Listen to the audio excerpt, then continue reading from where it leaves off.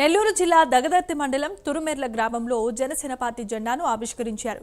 దగదర్తి మండల జనసేన అధ్యక్షుడు వెంకట యాదవ్ ఆధ్వర్యంలో ఈ కార్యక్రమాన్ని నిర్వహించారు.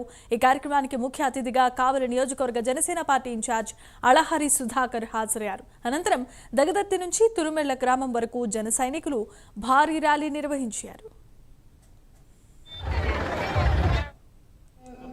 అదేవిధంగా నూనె మల్లికార్జున యాదవ్ గారు, అదేవిధంగా సుందరరావు రెడ్డి ఎన్నో గ్రామాల్లో గ్రామ సభలు నిర్వహించినటువంటి నాయకుడు, కింగ్, దమ్ము ధైర్యం ఉన్న పవన్ కళ్యాణ్ గారు ఉప ముఖ్యమంత్రి అంటే ఏంటో నిరూపించి మాకు ఆదర్శంగా ఉంటూ మాకు ధైర్యాన్ని దమ్మును నింపుతూ ముందుకు తీసుకెళ్తున్నటువంటి పవన్ కళ్యాణ్ గారికి, అదే విధంగా మా జనసేన నాయకులకి, పెద్ద నాయకులకి, స్టేట్ లెవెల్ ఉన్న వాళ్ళకి, జిల్లా స్థాయిలో ఉన్న వాళ్ళకి ప్రతి ఒక్కరు కూడా ఈ సందర్భంగా కృతజ్ఞతలు తెలుపుకుంటాను.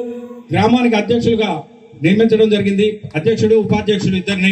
వీళ్ళు ఎన్నో రోజుల నుంచి ఈ జెండా ఆవిష్కరణ కార్యక్రమం నిర్వహించిన తర్వాత కంటిన్యూగా సైక్లోన్ వచ్చినందువల్ల మీకు ఈ సభ సందర్భంగా లేట్ అయినందుకు సారీ తెలుపుకుంటున్నాను.